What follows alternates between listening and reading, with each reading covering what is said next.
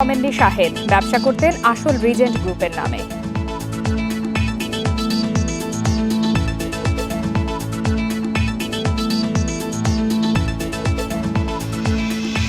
বিদেশগামীদের corona নমুনা সংগ্রহের দ্বিতীয় দিনেও স্বাস্থ্যবিধি লঙ্ঘন, ভোগান্তির অভিযোগ।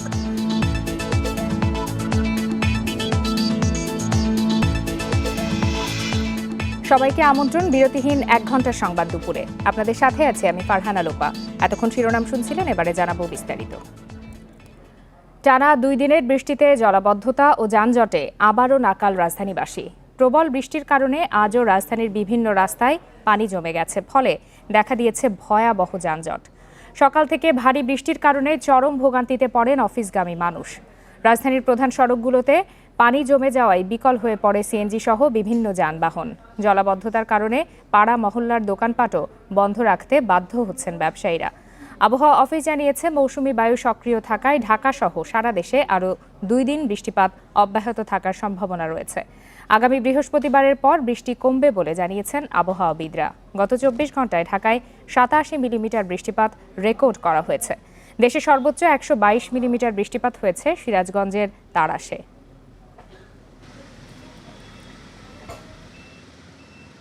সমস্যা মনে করেন আসা যাওয়ার সমস্যা, যানজটের সমস্যা, তারপর আপনার এই যে রাস্তা ভাঙা, জায়গায় জায়গায় ভাঙা, গাড়ি নিয়ে যাওয়া তাদের সমস্যা হয়। রোডগুলি খনন করতেছে, এই কারণে পানি জমাট বাড়তেছে। আবার মনে করেন পরিচর্যাও ঠিক মতন করতেছে না। সক্রিয় মৌসুমী বায়ুর জন্য এই বৃষ্টিপাত হচ্ছে। এই বৃষ্টিপাতটা আগামী পরশুদিন পর্যন্ত থাকবে। কালকে ওই বৃষ্টিটা থাকবে এবং পুরো বাংলাদেশে বৃষ্টিটা হচ্ছে মোস্ট প্লেসে। তার সাথে ওই যে ঠান্ডারিং থাকবে, বজ্রপাতও হবে। এ বিষয়ে আরও জানাতে রাজধানীর মগবাজারের মিরেরবাগ এলাকা থেকে আমাদের সাথে যোগ দিয়েছেন সহকর্মী শরীফ মাহমুদ। শরীফ, আপনি তো এরই মধ্যে রাজধানীর বিভিন্ন এলাকা ঘুরে দেখেছেন। গতকালও বৃষ্টিপাত ছিল, আজও বৃষ্টিপাত অব্যাহত রয়েছে। এর ফলে রাজধানী জুড়ে জলাবদ্ধতা কেমন দেখেছেন, সেই সাথে মানুষের ভোগান্তি বা কতটুকু? আসলে একটু ভারী বৃষ্টি হলেই ঢাকায় জলাবদ্ধতা, এটি আসলে নতুন নয়। বিভিন্ন সময় আমরা দেখে থাকি যখন বৃষ্টির মাত্রা ঢাকায় একটু বেড়ে যায়, তখনই ঢাকার বিভিন্ন সড়কে পানি জমে যায়, বিভিন্ন অলিগলি পানিতে তলিয়ে যায়। আমি যদি একটু দেখাতে চাই, এখন এই মগবাজারের যে এলাকাতে আছি, শুধু এই এলাকার যে দৃশ্য এমন তা নয়, ঢাকার বিভিন্ন এলাকার দৃশ্যই এমন। কারণ এর পার্শ্ববর্তী এলাকা যে রামপুরা রয়েছে, রামপুরাতেও বেশ কিছু সড়কে এমন পানি জমে গেছে। আমি সকালে ঢাকার বিভিন্ন এলাকা ঘুরেছি, সেসব এলাকাতেও আমি দেখেছি যে এরকম জলাবদ্ধতা তৈরি হয়েছে। যদিও গতকালকের চেয়ে আজকের জলাবদ্ধতা কিছুটা কম, তবে আজকের যে জলাবদ্ধতা, সেই জলাবদ্ধতা যেসব গলির সড়ক রয়েছে, প্রধান সড়কের বাইরে যেসব গলিতে সড়ক রয়েছে, সেই সব সড়কে জলাবদ্ধতা আজকে কিছুটা বেশি। কারণ সেই সব সড়কে বেশ কিছু সড়ক আছে যেখানে গতকালকের জমে যাওয়া পানি এখন পর্যন্ত নামেনি, এর মধ্যে টানা বর্ষণ তো আছেই। এসব কারণে মানুষের যে ভোগান্তি সেটি আসলে চরমে পৌঁছে গেছে। কারণ এইসব এলাকা দিয়ে যেসব মানুষ চলাচল করে বা এইসব সড়ক দিয়ে যেসব মানুষ বিভিন্ন গন্তব্যে যায়, তাদের যাতায়াতে ভোগান্তি পোহাতে হচ্ছে। এবং এই ভারী বর্ষণের কারণে ঢাকায় যে জলাবদ্ধতা তৈরি হচ্ছে, এই জলাবদ্ধতায় আমরা দেখেছি যে যানজটের তৈরি হচ্ছে। কারণ যানজট হচ্ছে মূলত এই জলাবদ্ধতার কারণেই, এবং জলাবদ্ধতার কারণে সিএনজি চালিত বিভিন্ন অটো রিক্সা আছে, সেগুলি রাস্তায় অনেক বিকল হয়ে গেছে, অনেক ব্যক্তিগত গাড়িও বিকল হওয়ার দৃশ্য আমরা দেখেছি। এসব কারণে মূলত এই জলাবদ্ধতার কারণে মানুষের ভোগান্তি সেটি বাড়ছে দিন দিন। এবং এই বৃষ্টিপাত এখনও অব্যাহত আছে। যদি এই বৃষ্টিপাত চলতে থাকে তাহলে এই যে জলাবদ্ধতার যে মাত্রা, সেই মাত্রা আরও বাড়তে পারে। এখন এলাকাবাসী বলছে তাদের একটাই দাবি, এসব জলাবদ্ধতা নিরসনে সিটি কর্পোরেশনের কার্যকর উদ্যোগ নিতে হবে। কারণ সিটি কর্পোরেশন যদি কার্যকর উদ্যোগ গ্রহণ করে, তবেই এসব জলাবদ্ধতা বা এরকম ভোগান্তি থেকে এইসব এলাকার বাসিন্দারা রক্ষা পাবে। মাহমুদ শরীফ, আপনাকে ধন্যবাদ। রাজধানীর জলাবদ্ধতা নিয়ে জানাচ্ছিলেন সহকর্মী মাহমুদ শরীফ। এদিকে উজানের ঢল ও ভারী বৃষ্টির প্রভাবে বেশিরভাগ নদ নদীর পানি এখনও বিপদসীমার উপরে রয়েছে। বৃষ্টি অব্যাহত থাকলে চলতি সপ্তাহে উত্তর ও মধ্যাঞ্চলের বন্যার আরও অবনতির আশঙ্কা সংশ্লিষ্টদের। ত্রাণ পর্যাপ্ত না পাওয়ায় দুর্গত এলাকায় বেড়েছে দুর্ভোগ, দেখা দিয়েছে খাদ্য ও বিশুদ্ধ পানির সংকট। মধ্যাঞ্চলের সড়কে পানি ওঠায় বেহাল অবস্থা যোগাযোগের।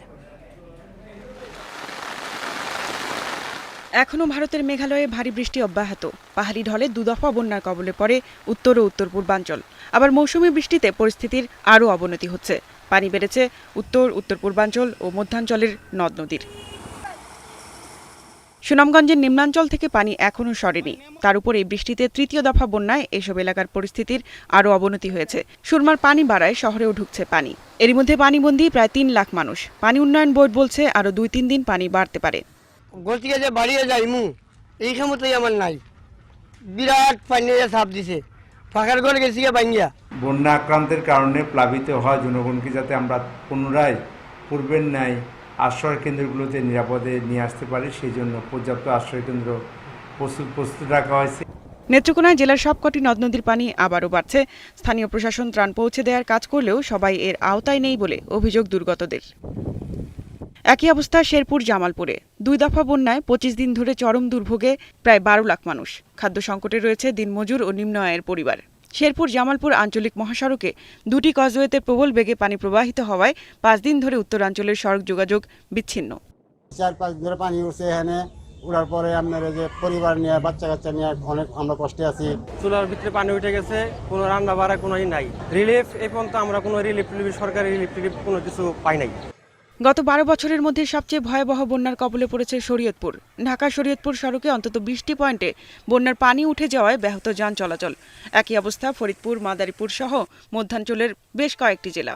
এদিকে পদ্মার তীব্র স্রোতে হুমকির মুখে নির্মাণাধীন পদ্মার ডানটির রক্ষা বাঁধ প্রকল্প। তলে উঠছে বেরি বাঁধতে মানতেছে না। আমরা কোথার দাম রান্না করে খাওয়াটা কষ্টকর, সেই জন্য এই শুকনো খাবার দেওয়া হচ্ছে। আমাদের পর্যাপ্ত ত্রাণ রয়েছে। আমরা এই জেলার সকল মানুষ যার ত্রাণ দরকার তার কাছে আমরা ত্রাণ পৌঁছে দিচ্ছি। মানিকগঞ্জে যমুনা ও পদ্মা নদীতে পানি বৃদ্ধি অব্যাহত রয়েছে। টানা বৃষ্টিতে বিভিন্ন উপজেলার সঙ্গে যোগাযোগ বিচ্ছিন্ন মানিকগঞ্জ। বন্যায় দৌলতপুরের 8 ও হরিরামপুরের 13 ইউনিয়ন প্লাবিত। এদিকে উত্তরাঞ্চলে নদ নদীর পানি কমলেও বইছে এখনও বিপদসীমার ওপরে, যে কারণে কুড়িগ্রাম, রংপুর, নীলফামারী, লালমনিরহাট সহ এই অঞ্চলের বেশ কয়েক জেলায় বন্যা পরিস্থিতি অপরিবর্তিত রয়েছে। খাদিজাতুল কোবরা, ইন্ডিপেন্ডেন্ট নিউজ ডেস্ক। উজানের ঢল ও প্রবল বৃষ্টিতে নদ নদীর পানি বৃদ্ধির পাশাপাশি উত্তর ও মধ্যাঞ্চলের বিভিন্ন জেলায় বাড়ছে ভাঙন। কুড়িগ্রামের 9টি ও গাইবান্ধার 4 উপজেলায় তীব্র আকার নিয়েছে ভাঙন। এছাড়া রংপুর, সিরাজগঞ্জ, মুন্সিগঞ্জ, শরীয়তপুর সহ নদী তীরবর্তী এলাকাগুলোয় বাড়ছে ভাঙনের তীব্রতা। ভাঙন রোধে প্রশাসনের ব্যবস্থাপনা পর্যাপ্ত নয়, অভিযোগ ভুক্তভোগীদের। ব্রহ্মপুত্রের তীব্র স্রোতে গাইবান্ধা সদরের দক্ষিণ গিদারি গ্রামে ভয়াবহ আকার নিচ্ছে ভাঙন। ঘরবাড়ি ও সহায় সম্বল হারিয়ে এরই মধ্যে নিঃস্ব হয়েছে অনেকে। ভাঙন দেখা দিয়েছে সাঘাটা, ফুলছড়ি ও সুন্দরগঞ্জেও। নদীগর্ভে বিলীন হয়েছে 2টি শিক্ষা প্রতিষ্ঠান সহ শতাধিক ঘরবাড়ি। আমরা নদী ভাঙিয়ে আসি এখানে বসবাস করছি, এই আশ্রয়টা আমাদের নাই। এখন আমরা কোথায় যাব? প্রতিবারই ভাঙে, কিন্তু পানি উন্নয়ন বোর্ডের কোনো মাথা ব্যথাই নেই, তারা লোকজন আসে না। ভাঙন রোধে বালির বস্তা ফেলা সহ নানা পদক্ষেপ নিয়েছে পানি উন্নয়ন বোর্ড। আমরা ইতিমধ্যে 14টা পয়েন্টে কাজ করার পারমিশন পাইছি এবং ইতিমধ্যে আমাদের 10টা পয়েন্টে কাজ শুরু হয়ে গেছে। আর পানি কমার সঙ্গে সঙ্গে আমরা অন্যান্য যে পয়েন্টগুলো ভাঙন কবলিত হবে সেগুলোতে আমরা কাজ বাস্তবায়ন করতে পারবো। তিস্তা, ধরলা ও ব্রহ্মপুত্রের ভাঙন দেখা দিয়েছে কুড়িগ্রাম সদর, উলিপুর, রাজারহাট ও বেগমগঞ্জের অন্তত 20টি পয়েন্টে। রংপুরের গঙ্গাচড়ায় ধসে গেছে পানি উন্নয়ন বোর্ডের প্রোটেকশন ওয়ালের 60 মিটার অংশ। ভাঙন রয়েছে নোহালী ইউনিয়নের ফোটামারি, টি গ্রোয়েন এবং আলসিয়াপাড়া রক্ষা বাঁধেও। পানি বৃদ্ধির ফলে যেটুকু ধান ছিল এগুলো বন্যার ক্ষতিগ্রস্ত অনেক হয়ে গেছে। খাবার দাবার খুব কঠিন ব্যাপার হয়ে গেছে। গরু ছাগলের অসুবিধা, হাত ছাড়াই মুরগির অসুবিধা। সিরাজগঞ্জ সদরের শিমলা, চৌহালি, কাজীপুর ও এনায়েতপুরের 10 এলাকায় থেমে থেমে চলছে নদী ভাঙন। এদিকে পদ্মার ভাঙনে দিশেহারা মুন্সিগঞ্জের মানুষ। টঙ্গীবাড়িতে নদীগর্ভে বিলীন হয়েছে শতাধিক ঘরবাড়ি, স্কুল, মসজিদ সহ গুরুত্বপূর্ণ স্থাপনা। ভাঙন রোধে এ অঞ্চলে স্থায়ী বাঁধ নির্মাণের আশ্বাস দিয়েছে প্রশাসন। পানি উন্নয়ন বোর্ড 180 মিটারের উপর কাজ শুরু করেছে। এটা 600 থেকে 700 মিটার পর্যন্ত এই কাজটা হয়, তাহলে আমরা মনে করি যে দিঘির পাড়ে হায়ার পাড় গ্রাম এবং ওই অংশটুকু যেটা বেশি ক্ষতিগ্রস্ত হয় সবসময়, ওই অংশটুকু রক্ষা করা সম্ভব হবে। পদ্মায় বিলীন হয়েছে শরীয়তপুরের সখীপুর চেয়ারম্যান স্টেশন বাজারের 18টি ব্যবসা প্রতিষ্ঠান। আতঙ্কে সরিয়ে নেওয়া হয়েছে আরও অর্ধশতাধিক প্রতিষ্ঠান। প্রায় 40টার মতো দোকান ভাঙছে, তার মধ্যে 8টা দোকান নদীগর্ভে বিলীন হয়ে গেছে। ব্রাহ্মণবাড়িয়ায় মেঘনার ভাঙনের কবলে পড়েছে শত বছরের পুরনো চাতলপাড় চকবাজারের 50টি ব্যবসা প্রতিষ্ঠান, ঝুঁকিতে শতাধিক স্থাপনা ও ঘরবাড়ি। Shahnaz Parvin, Independent News desk. Sunamganj Sadar উপজেলার জানিগাঁও এলাকায় যাত্রীবাহী বাস নিয়ন্ত্রণ হারিয়ে খাদে পড়েছে। এ ঘটনায় বাসটি থেকে 5 যাত্রীকে জীবিত উদ্ধার করা হয়েছে। সকাল 11:30টায় এই দুর্ঘটনা ঘটে। ফায়ার সার্ভিস জানিয়েছে, সিলেট থেকে 18 যাত্রী নিয়ে সুনামগঞ্জে যাচ্ছিল তাসমিয়া তাহবির পরিবহনের বাসটি। সুনামগঞ্জের জানিগাঁও এলাকায় পৌঁছালে এর নিয়ন্ত্রণ হারায় চালক। এতে বাসটি রাস্তার পাশে খাদে পড়ে যায়। দুর্ঘটনার পর 13 যাত্রী বাস থেকে বেরিয়ে আসতে পারলেও আটকা পড়ে অন্যরা। পরে তাদের জীবিত উদ্ধার করা হয়। যাত্রীদের বরাত দিয়ে ফায়ার সার্ভিস আরও জানায়, পথে আরও 5 থেকে 6 জন যাত্রী ওঠেন ওই বাসে। ধারণা করা হচ্ছে বাসটির নিচে কয়েকজন চাপা পড়ে থাকতে পারে। এখন বাসটিকে ওঠানোর চেষ্টা করা হচ্ছে। অতিরিক্ত বৃষ্টি এবং গাড়ির গতি নিয়ন্ত্রণে না থাকার কারণে দুর্ঘটনাটি ঘটে থাকতে পারে বলে ধারণা পুলিশের। সিলেট থেকে দুটো টিম চলে আসছে। ওই টিম আসার পরে সার্চ করার পরে আমরা নির্দিষ্ট করে বলতে পারবো যে কতজন যাত্রী এখানে ছিল। আসল রিজেন্ট গ্রুপের নাম ব্যবহার করেই ব্যবসা পরিচালনা করতেন প্রতারক শাহেদ। এমনকি মূল রিজেন্ট গ্রুপের অঙ্গ সংগঠনগুলোকে ও নিজের বলে চালিয়ে দিতেন তিনি।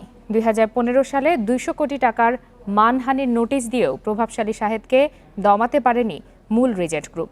এমনকি মূল রিজেন্ট গ্রুপের পরিচালক পদ বিক্রি করেও শাহেদ কোটি কোটি টাকা হাতিয়ে নিয়েছেন। 1981 সালে যাত্রা শুরু করা Regent group limited joint stock commission থেকে নিবন্ধন পায় 1988-তে। পরবর্তীতে রিজেন্ট গ্রুপের নাম দিয়ে আরেকটি অনিবন্ধিত ব্যবসা প্রতিষ্ঠান খুলে প্রতারণায় নামে শাহেদ।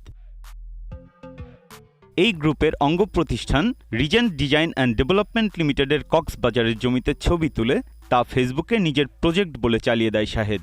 এ নিয়ে শাহেদকে 2015 সালে 200 কোটি টাকার আইনি নোটিশও পাঠায় মূল রিজেন্ট গ্রুপ। নোটিশ পেয়ে ব্যবস্থা নিতে পুলিশ সদর দপ্তরে চিঠি দিয়েছিল স্বরাষ্ট্র মন্ত্রণালয়, কিন্তু প্রতারক শাহেদের প্রভাবে বিষয়টি আর আলোর মুখ দেখেনি। 2016 সালে অক্টোবর কি সেপ্টেম্বরে চিঠি দিয়েছে তার ব্যাপারে ব্যবস্থা নেওয়ার জন্য, বাট পুলিশ সদর দপ্তর কোনো কাজই করে নাই, চুপ। তো আমার কথা হচ্ছে এখানে ওরা কিছু করতে পারতেছে না, আমি কার কাছে যাব?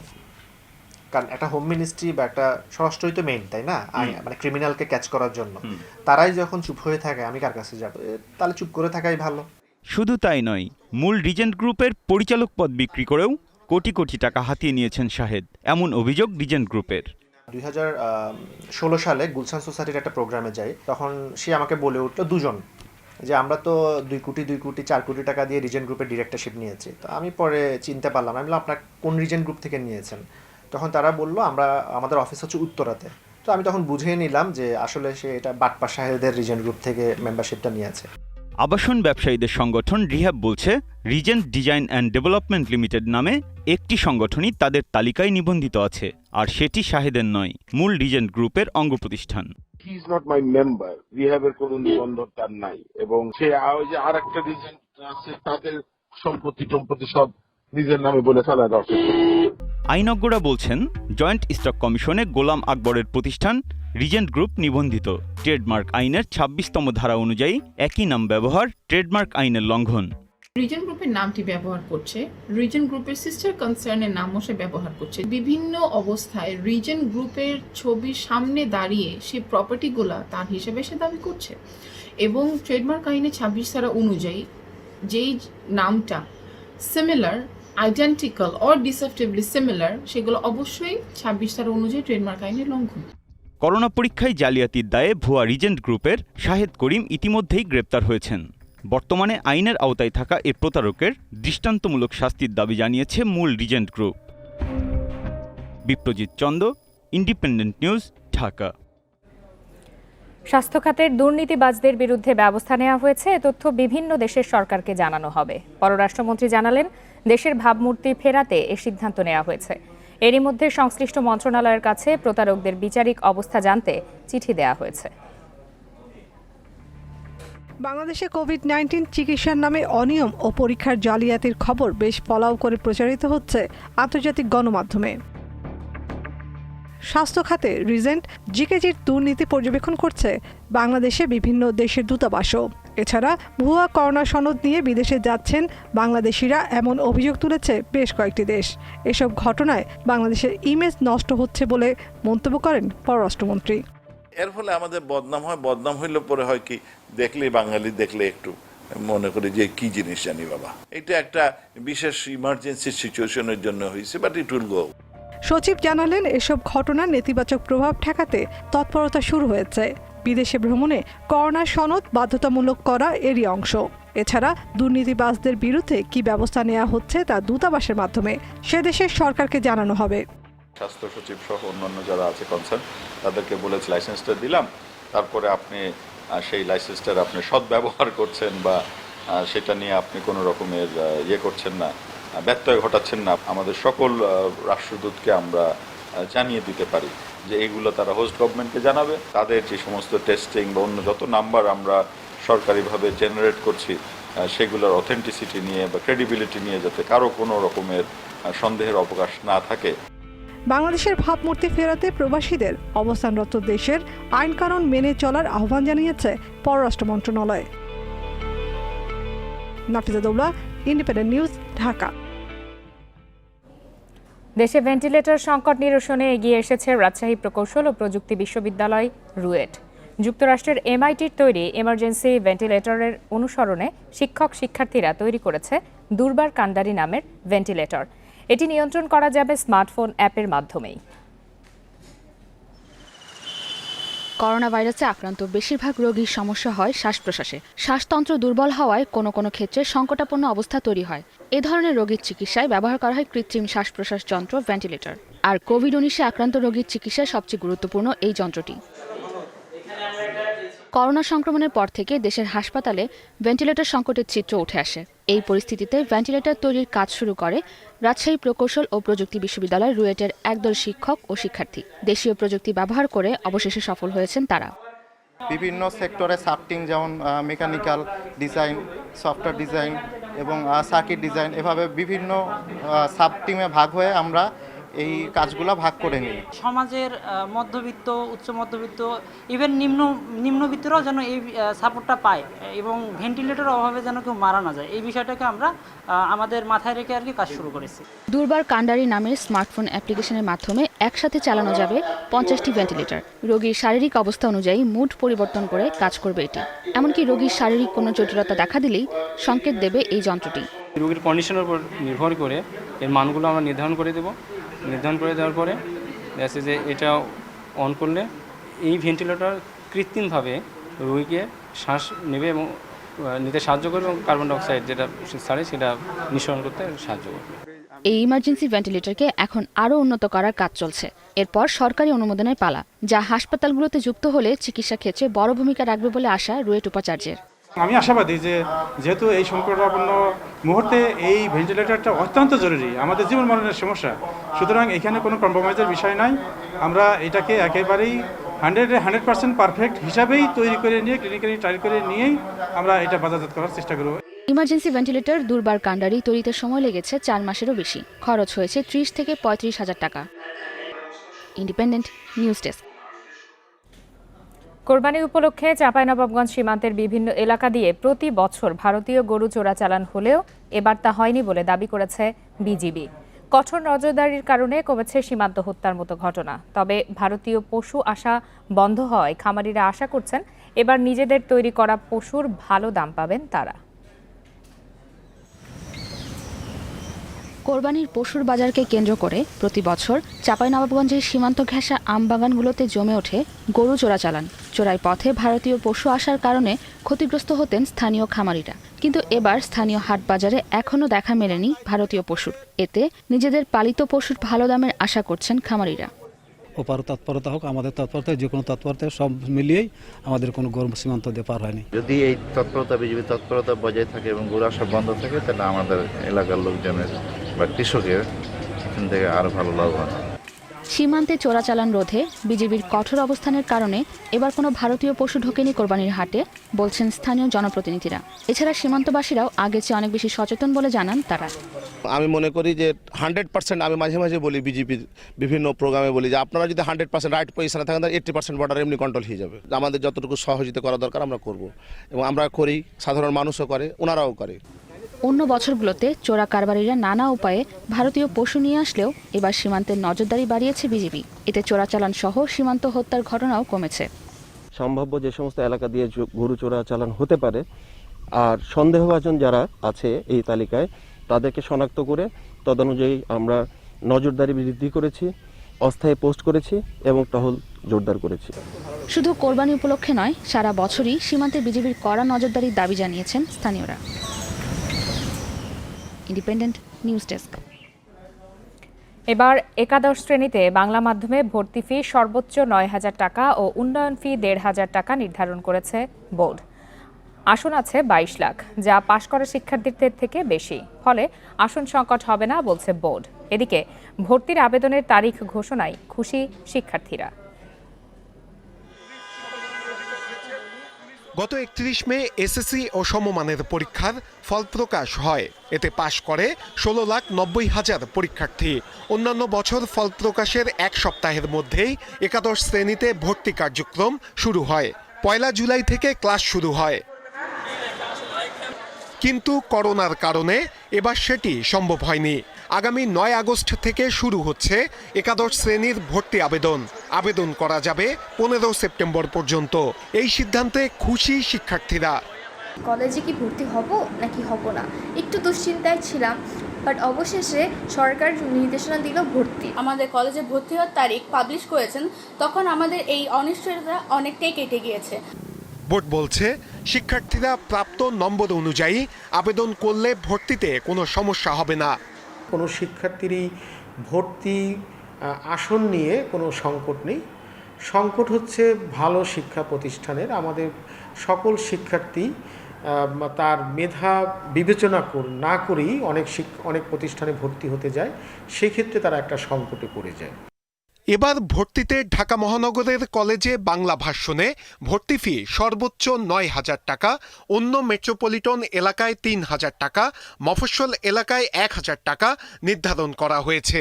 ইংরেজি ভার্সনে সর্বোচ্চ ভর্তি ফি ১০,০০০ টাকা নির্ধারণ হয়েছে।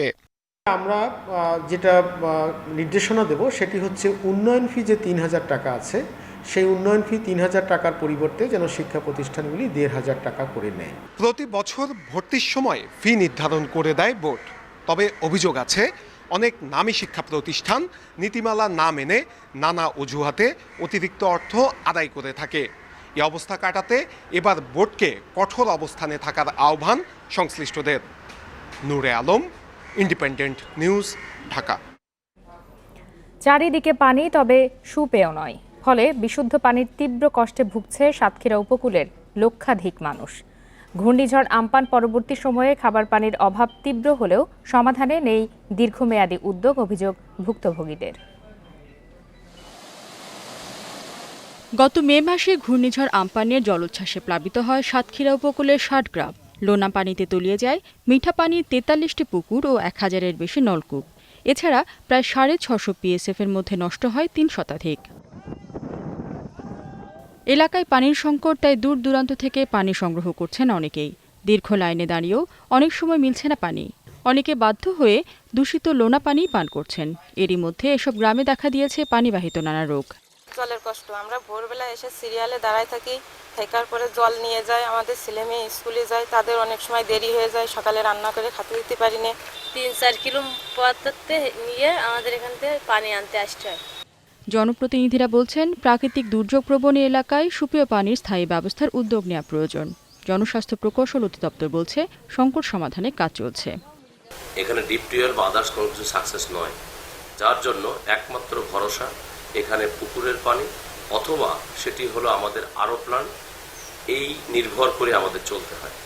এখন এই মুহূর্তে চরম সংকটে এই সমস্যার পার্মানেন্ট সমাধানের জন্য যেটা আমরা আমাদের ডিপার্টমেন্টকে বলে প্রস্তাব রেখেছি যে ওই টিউবওয়েলগুলো যেন আমরা উঁচু প্ল্যাটফর্ম করে দিতে পারি, সরকারি বরাদ্দ পেলে আমরা উঁচু প্ল্যাটফর্ম করে দিব, যাতে আর ভবিষ্যতে এই বন্যায় আকস্মিক বন্যায় না ডোবে।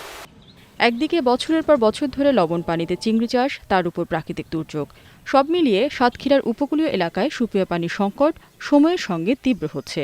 জনস্বাস্থ্য প্রকৌশল অধিদপ্তরের তথ্য মতে আমপানির আগে সাতক্ষীরা উপকূলের 33% মানুষ সুপেয় পানি থেকে বঞ্চিত ছিল। Independent News desk. মাছ উৎপাদনের হারে বিশ্বে বাংলাদেশের অবস্থান দ্বিতীয়। মৎস্যবিজ্ঞানীরা বলছেন, স্বাদু পানিতে মাছ চাষ আর ইলিশে গুরুত্ব দেয়ায় প্রতি বছর বাড়ছে উৎপাদন। দীর্ঘ সময় এ ধারা অব্যাহত রাখতে চাষিদের অনুপ্রেরণায় পদক্ষেপ নেওয়া হচ্ছে বলে জানান মৎস্য ও প্রাণী সম্পদ মন্ত্রী। দেশের একমাত্র কার্প জাতীয় মাছের প্রাকৃতিক প্রজনন ক্ষেত্র চট্টগ্রামের হালদা নদী। মৎস্য অধিদপ্তরের তথ্য মতে গত মাসে একদিনে 25,500 কেজি ডিম পাওয়া গিয়েছে, যা গত 14 বছরের মধ্যে সর্বোচ্চ। আর ইলিশ উৎপাদনের 75% হচ্ছে বাংলাদেশে, বিশ্বে অবস্থানও প্রথম।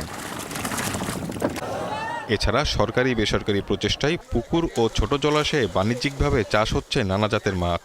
এর ফলে গত এক যুগ ধরে মাছ চাষে বিশ্বের শীর্ষ 5টি দেশের মধ্যে রয়েছে বাংলাদেশ।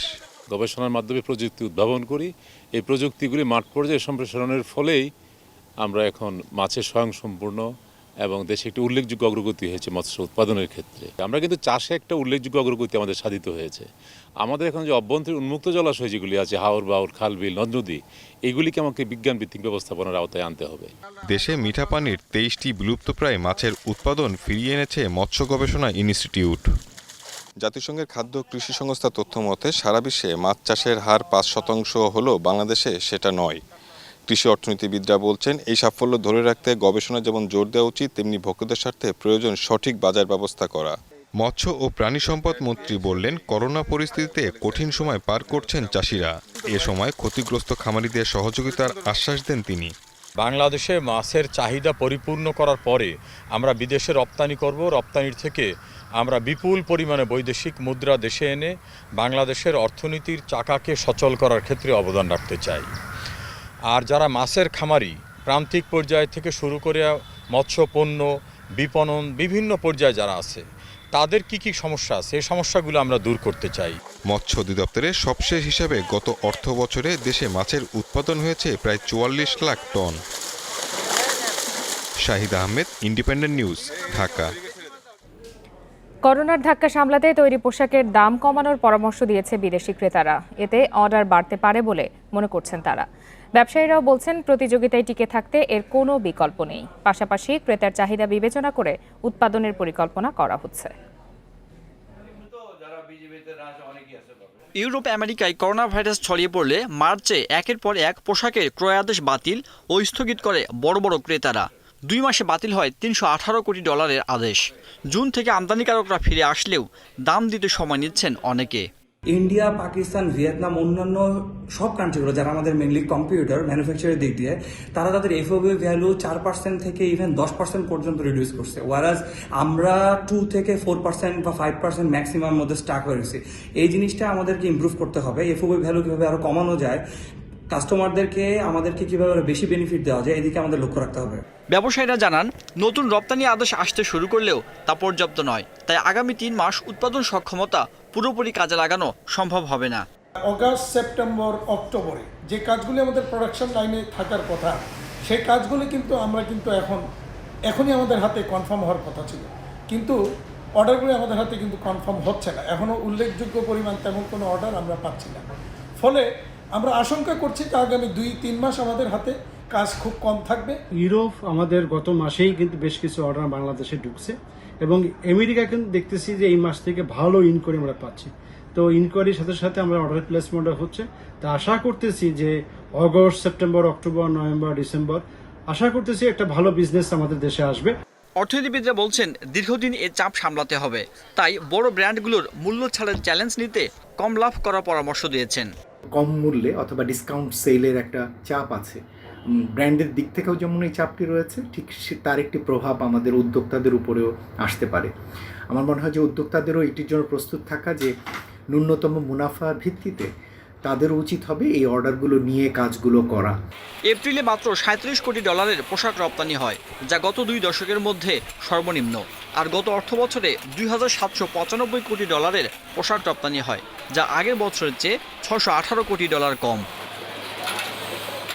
সাদ্দাত হোসেন, ইন্ডিপেন্ডেন্ট নিউজ, ঢাকা। রপ্তানি বহুমুখীকরণে পণ্যের সংখ্যা বাড়লেও পরিমাণ খুব একটা বাড়েনি। তাই পোশাক ছাড়া অন্যান্য পণ্য রপ্তানির পরিমাণ বাড়াতে কাজ করার তাগিদ দিয়েছেন প্রধানমন্ত্রীর শিল্প ও বিনিয়োগ উপদেষ্টা সালমান এফ রহমান। সকালে বাণিজ্য মন্ত্রণালয়ের এক্সপোর্ট কম্পিটিটিভনেস ফর জবস প্রকল্পের সাথে বেজা ও হাইটেক পার্ক অথরিটির জমি লিজ দেয়ার ভার্চুয়াল চুক্তি সই অনুষ্ঠানে তিনি একথা বলেন। সালমান এফ রহমান বলেন, দক্ষতা বাড়াতে সুনির্দিষ্ট লক্ষ্য ঠিক করে প্রশিক্ষণে গুরুত্ব দিতে হবে। অনুষ্ঠানে বাণিজ্যমন্ত্রী টিপু মুন্সি বলেন, সব দিক থেকেই এগিয়ে যাচ্ছে দেশ। করোনায় সেই উন্নয়নের প্রতিবন্ধকতা তৈরি হলেও সাহসী পদক্ষেপের কারণে অন্যান্য দেশের তুলনায় বাংলাদেশ এগিয়ে যাচ্ছে বলেও মনে করেন বাণিজ্যমন্ত্রী।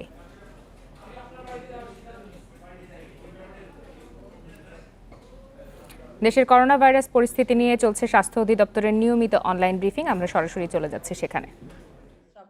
1427 তথ্য পরিবেশনের আগে একটি বিষয়ে সতর্কতা অবলম্বন করার জন্য অনুরোধ করছি। প্রাকৃতিক দুর্যোগ বন্যা, আমাদের অনেক জেলায় এখন বন্যা চলছে এবং বন্যায় সাপের কামড়ে মৃত্যু একটি খুব সাধারণ ঘটনা। সেই জন্য বাড়ির ছোটদেরকে এবং সবাই এই সাপ বিষয়ে আমাদের সতর্ক থাকতে হবে এবং নিরাপদ পানি পান করবেন সবাই। পানি ফুটিয়ে অথবা পানি বিশুদ্ধকরণ ট্যাবলেট নিকটস্থ স্বাস্থ্য কমপ্লেক্স বা স্বাস্থ্য কেন্দ্রের মধ্যে এই পানি বিশুদ্ধকরণ ট্যাবলেট পাওয়া যায়, এটি সংগ্রহ করে আপনার নিরাপদ পানি পান করবেন যাতে পানিবাহিত রোগ থেকে নিজেকে মুক্ত রাখতে পারেন। এবং সরকারের সমস্ত মন্ত্রণালয় সমন্বিতভাবে বন্যা নিয়ন্ত্রণে কাজ করে যাচ্ছেন এবং যারা বন্যায় আক্রান্ত হয়েছেন তাদের সেবায় নিয়োজিত আছেন। আপনারা সেবা গ্রহণ করবেন।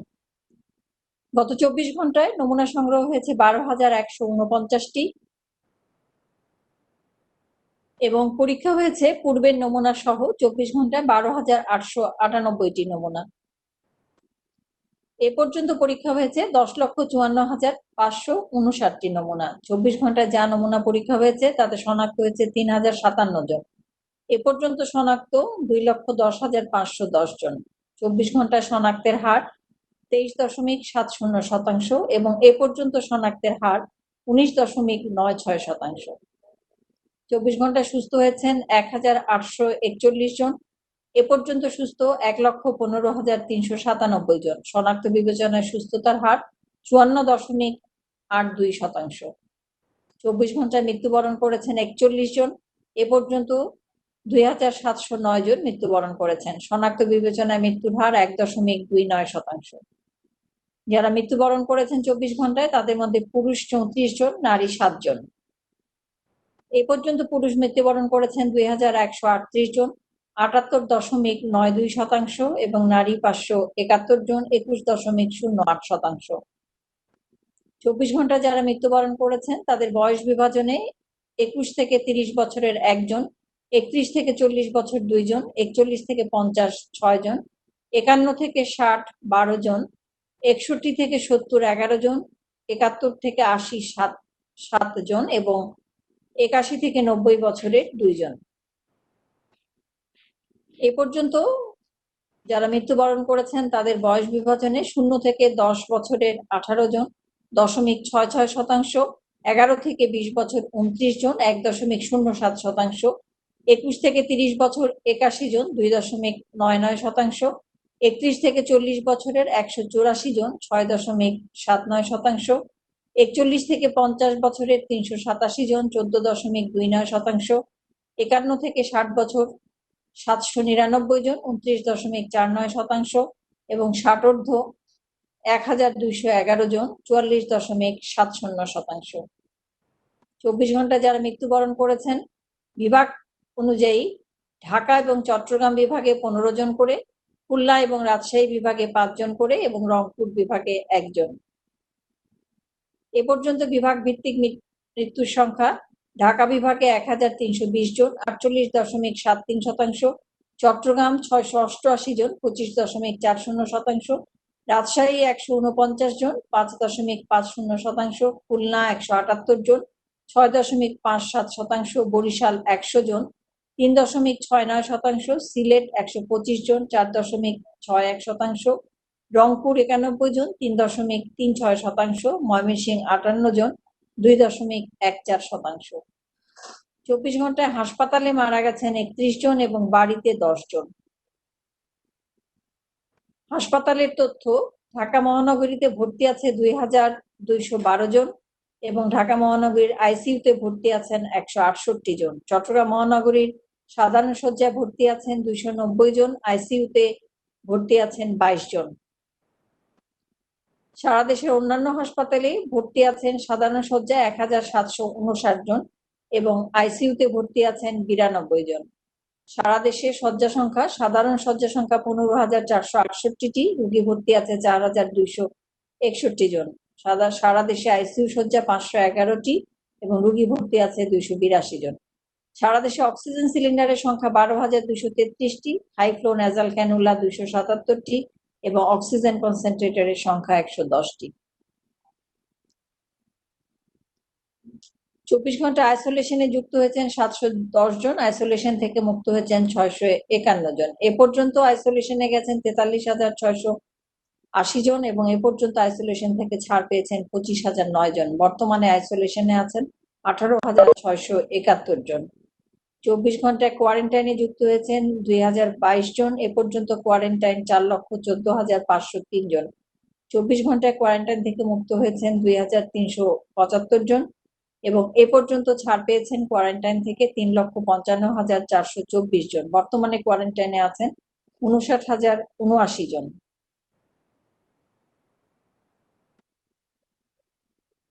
হটলাইন 16263 স্বাস্থ্য বাতায়নে 24 ঘন্টায় ফোন গ্রহণ করা হয়েছে 19,586টি এবং এ পর্যন্ত 7,36,09,279টি। 333 এই ফোনে গ্রহণ করা হয়েছে গত 24 ঘন্টায় 80,166টি ফোন। আইইডিসিআর এর যে হট লাইন গুলো আছে তাতে 24 ঘন্টায় ফোন গ্রহণ করা হয়েছে 739টি এবং 24 ঘন্টায় মোট ফোন গ্রহণ করা হয়েছে 1,491টি। টেলিমেডিসিন সেবায় প্রতিদিন 35 জন চিকিৎসক এবং 10 জন স্বাস্থ্য কর্মকর্তা 2 শিফটে মোট 90 জন টেলিমেডিসিনে কোভিড-19 সংক্রান্ত স্বাস্থ্যসেবা দিয়ে যাচ্ছেন। 24 ঘন্টায় কোভিড-19 স্বাস্থ্যসেবা গ্রহণ করেছেন 4,765 জন এবং এ পর্যন্ত কোভিড-19 স্বাস্থ্যসেবা গ্রহণ করেছেন 1,06,898 জন। এই 16263 স্বাস্থ্য অধিদপ্তরের নিয়মিত অনলাইন ব্রিফিং চলছে, আমরা এতক্ষণ সরাসরি ছিলাম সেখানে। চলে যাচ্ছি অন্যান্য খবরে। ট্রান্সশিপমেন্ট চুক্তিতে প্রথমবারের মতো ভারত থেকে 4 কন্টেইনার পণ্য নিয়ে চট্টগ্রাম বন্দরের বহির্নোঙরে পৌঁছেছে জাহাজ এমভি সেজুতি। সকাল 10:30টার দিকে কলকাতার শ্যামাপ্রসাদ মুখোপাধ্যায় বন্দর থেকে চট্টগ্রামে পৌঁছায় জাহাজটি। ভারত ও বাংলাদেশের মধ্যে সম্পাদিত ট্রানজিট চুক্তির আওতায় প্রথম ট্রায়াল রান এটি। চট্টগ্রাম বন্দর কর্তৃপক্ষ জানিয়েছে, বার্থ খালি থাকা সাপেক্ষে এমভি সেজুতিকে নিউ মুরিং কন্টেইনার টার্মিনালে ভেড়ানো হবে। সাধারণত ভারতের উত্তর পূর্বাঞ্চলীয় রাজ্যগুলোর পণ্য কলকাতা হয়ে সড়কপথে ঢাকায় পৌঁছাতে 1 সপ্তাহের বেশি সময় লাগে। তবে নতুন এ রুটে 2 দিনের মধ্যে কলকাতা থেকে পণ্য পৌঁছাবে চট্টগ্রামে। বন্দরে নামানো প্রতিটি কন্টেইনারের বিপরীতে রাজস্ব আদায় করবে চট্টগ্রাম কাস্টমস।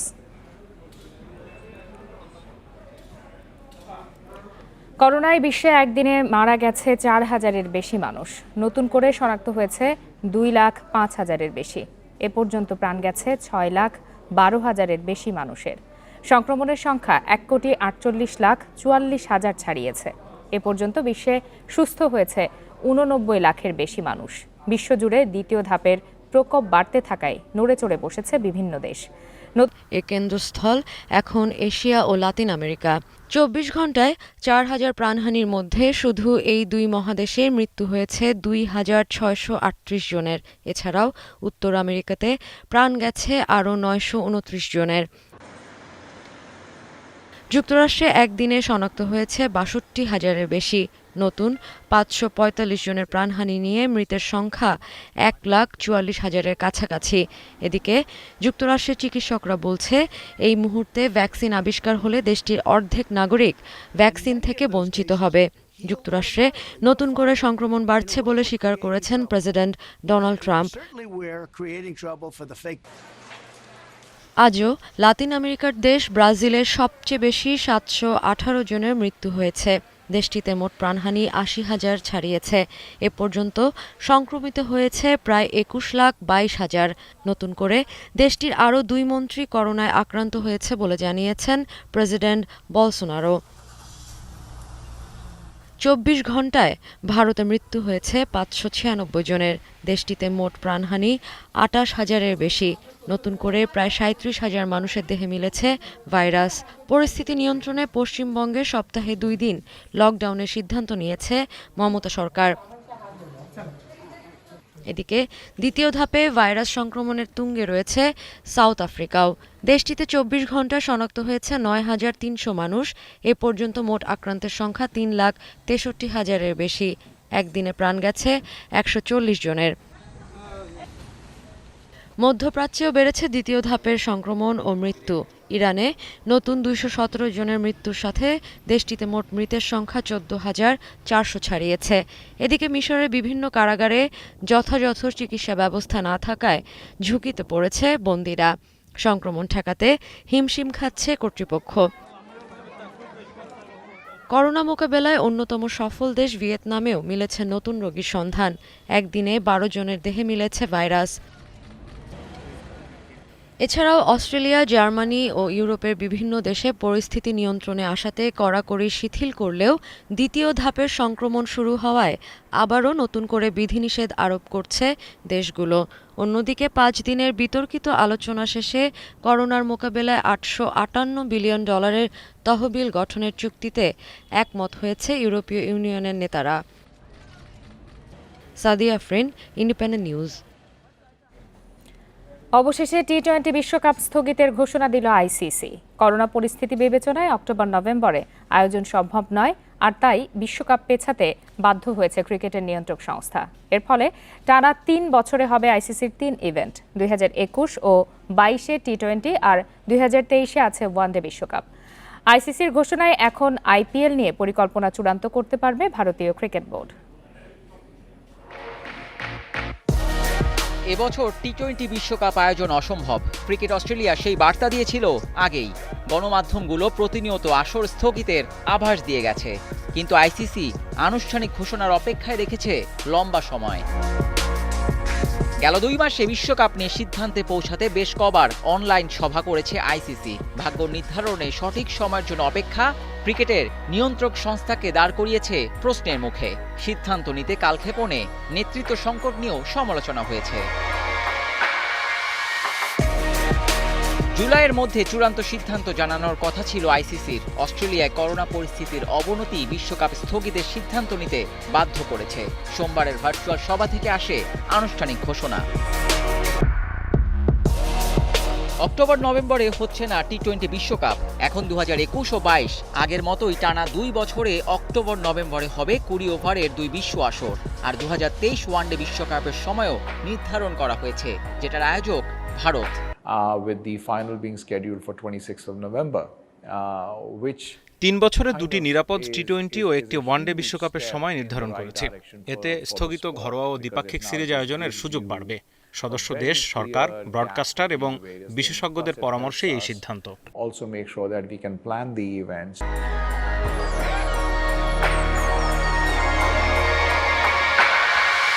দু 2021 টি-20 বিশ্বকাপ আয়োজনের সত্ত্ব ভারতের।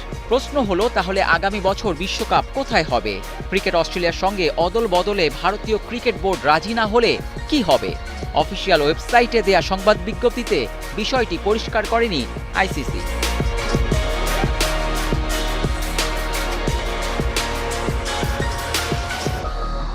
আগামী বছরের ফেব্রুয়ারিতে নারী ওয়ানডে বিশ্বকাপ নিউজিল্যান্ডে। সভা শেষে এই টুর্নামেন্ট নিয়ে কোনো সিদ্ধান্ত আসেনি। পরিস্থিতি পর্যবেক্ষণ করেই সমাধান খুঁজবে ICC. Abidur Rahman, independent news. আগস্টে কার্যনির্বাহী কমিটির সভায় নির্বাচন নিয়ে পরবর্তী সিদ্ধান্ত নিতে চায় বাফুফে। করোনা পরিস্থিতি বিবেচনায় ফিফার নির্দেশনা মেনে এগোনোর লক্ষ্য ফেডারেশনের। তবে শিগগিরই নির্বাচন আয়োজনের বিপক্ষে সহসভাপতি মহিউদ্দিন মহি ও নির্বাহী কমিটির সদস্য শেখ মোহাম্মদ আসলাম। তারা বলছেন, স্বাস্থ্য ঝুঁকির বিষয়টি সবার আগে গুরুত্ব দেওয়া প্রয়োজন। বর্তমান কমিটির মেয়াদ শেষ হয়েছে ৩০ এপ্রিল। এর ১০ দিন আগে ২০ এপ্রিল হওয়ার কথা ছিল বাফুফের নির্বাচন, কিন্তু করোনা পরিস্থিতি বিবেচনায় নির্বাচন না করার নির্দেশনা আসে ফিফার পক্ষ থেকে। এরপর কেটেছে প্রায় ৩ মাস। ফুটবল অঙ্গনে একটাই প্রশ্ন, কবে হবে বাফুফের নির্বাচন? গেল জুনে কাউন্সিলর তালিকার কাজ সম্পন্ন করেছে বাফুফে, যদিও তা নিয়ে রয়েছে বিস্তর অভিযোগ। ফিফার কাছে সেই বিষয়ে নালিশও জানিয়েছেন দুই সহসভাপতি বাদল রায় ও মহিউদ্দিন মহি। সাবেক ফুটবলারদের অনেকের সমর্থনও মিলেছে। নির্বাচন নিয়ে তাদের বর্তমান অবস্থান কি? ফিফার যে নির্দেশনাটা আছে সেখানে স্পষ্ট করে বলা হয়েছে যে এখানে নির্বাচন করতে হলে অবশ্যই ফিফা এএফসিকে জানিয়েই নির্বাচনটা করতে হবে। তবে আমি মনে করি এখনো পরিস্থিতি তেমন স্বাভাবিকতার দিকে আসে নাই। এই নির্বাচনকে কেন্দ্র করে অনেক মানুষের সমাগম হয়। ৬৪ জেলা থেকে যারা ভোটার তারা ঢাকায় আসবে, একটা সমাগম হবে। এই সমাগম থেকে যদি কেউ আক্রান্ত হয় করোনায়, এর দায় কে নেবে? তাই আমি মনে করি নির্বাচন এখন করাটা সমীচীন হবে না। করোনা প্রকোপের মাঝেই এই মাসে ২ আসনে উপনির্বাচন সম্পন্ন করেছে নির্বাচন কমিশন। জাতীয় পর্যায়ে স্বাস্থ্যবিধি মেনে ভোট গ্রহণ অনুষ্ঠিত হওয়ায় আশাবাদী বাফুফে। এখন নির্বাচনের তারিখ নিয়ে চিন্তা ভাবনা করে রাখতে চায় ফেডারেশন। নির্বাচনের বিষয়ে আমাদের বাফুফের কার্যনির্বাহী কমিটি তারা ডিসিশন নেবে। আমরা যখনই একটা মিটিং করব, হয়তো বা মোস্ট লাইকলি আগস্ট মাসে যদি আমরা একটা মিটিং করি, বা যখনই আমরা বাফুফে কার্যনির্বাহী কমিটি একটা মিটিং করি, সেই পরবর্তী মিটিংয়ে আমরা নির্বাচন সংক্রান্ত বিষয়ে আলাপ আলোচনা করব। ফিফার নির্দেশনায় নির্বাচন না হওয়া পর্যন্ত বর্তমান কমিটি দায়িত্ব চালিয়ে যাবে। তবে যতদিন ভোটের মাধ্যমে নতুন কমিটি না আসছে, বাফুফের চাপও বাড়তে থাকবে। Abidur Rahman, independent News, Dhaka. Academy accreditation স্কিমের আওতায় দেশের সকল একাডেমিগুলো অধিভুক্ত করার নতুন প্রজেক্ট হাতে নিয়েছে বাফুফে, যার আওতায় নতুন করে একাডেমি কাপ আয়োজনের চিন্তাভাবনা করছে ফুটবল ফেডারেশন। ভবিষ্যতে সকল ক্লাবের প্রশিক্ষকদের উন্নত প্রশিক্ষণ নিয়েও আলাদা পরিকল্পনা রয়েছে, জানিয়েছেন বাফুফের সাধারণ সম্পাদক আবু নাইম সোহাগ। দেশের আনাচে কানাচে সব একাডেমিকে নিজেদের অধিভুক্ত করতে একাডেমি অ্যাক্রেডিটেশন স্কিম প্রজেক্ট চালু করেছে বাফুফে। ফিফা এএফসির এই প্রজেক্ট দীর্ঘদিনের হলেও এবারই প্রথম এমন উদ্যোগ ফেডারেশনের। এতদিন নিজ নিজ উদ্যোগে একাডেমিগুলো কার্যক্রম চালালেও এখন থেকে তাদের তদারকি করবে বাফুফে। 3টি গ্রেডে ভাগ করে একাডেমিগুলো নির্বাচন করা হবে। ভবিষ্যতে বাছাইকৃত খেলোয়াড়দের উন্নত প্রশিক্ষণের জন্য নিয়ে আসা হবে বাফুফে একাডেমিতে। এই তালিকাগুলো নিয়ে আমাদের উদ্দেশ্য থাকবে যে আমাদের একাডেমিগুলোতে আমরা 3টা ভাগে ভাগ করব। ফার্স্ট 1 স্টার, 2 স্টার এবং 3 স্টার। ভবিষ্যতে একটা পর্যায়ে এই একাডেমিগুলোকে বাফুফে মনিটর করবে। আমরা হয়তো তাদেরকে ফাইন্যান্সিয়াল সাপোর্ট বা ওই রকম ঠিক এই মুহূর্তে বা দেওয়া সম্ভব না, বাট আমরা চেষ্টা করব তাদেরকে যদি আমরা কিছু স্পোর্টস ইকুইপমেন্ট দিয়ে বা কিছু বল দিয়ে যদি সহায়তা করা যায়। পলস মৌলিকে প্রধান করে টেকনিক্যাল টিমের কার্যক্রম পরিচালিত হবে। তবে এলিট ও ইয়ুথ ডেভেলপমেন্টের দায়িত্ব বয়সভিত্তিক দলের কোচ আনোয়ার পারভেজ বাবুর কাঁধে। বাফুফের অধিভুক্ত হতে ইতিমধ্যে আবেদন করেছে বেশ কয়েকটি একাডেমি। তাদের চাহিদাগুলো কি? তাদের এই মহান উদ্যোগ বাংলাদেশে যত ফুটবল একাডেমি আছে তাদের এক প্রাণ ফিরে আসবে। একাডেমি পরিচালনা করি, তারা অত্যন্ত খুশি হয়েছি এবং বাফুফেকে ধন্যবাদ জানাই। ভবিষ্যতে একাডেমিগুলোকে নিয়ে টুর্নামেন্ট করার পরিকল্পনাও রয়েছে বলে জানিয়েছেন বাফুফের সাধারণ সম্পাদক। এই একাডেমিগুলো থেকে নিয়ে আসা আমাদের জন্য সহজতর হবে এবং সবচেয়ে বড় কথা হচ্ছে ভবিষ্যতে হয়তো এমনও হতে পারে যে ভবিষ্যতে আমরা একটা একাডেমি টুর্নামেন্ট করতে পারি, সকল একাডেমিগুলোকে নিয়ে একটা একাডেমি কাপ করতে পারি। সো এগুলো ফেজ ওয়াইজ ইমপ্লিমেন্টেড হবে, বাট আমরা আগামী মাস থেকে একাডেমি অ্যাক্রেডিটেশন স্কিমটা শুরু করতে চাই। এছাড়াও প্রতি বছর একাডেমিগুলোর প্রশিক্ষকদের নিয়ে আলাদা সভা করবে বাফুফে এবং দেয়া হবে উন্নত প্রশিক্ষণ। Kamrul Hasnat, Independent News, Dhaka. আর এই ছিল আজকের 1 ঘন্টার বিরতিহীন সংবাদ দুপুরে। ইন্ডিপেন্ডেন্ট টেলিভিশনের সব খবরের আরো বিস্তারিত জানতে চোখ রাখুন ফেসবুক, ইউটিউব এবং টুইটারে। ধন্যবাদ আমাদের সাথে থাকার জন্য।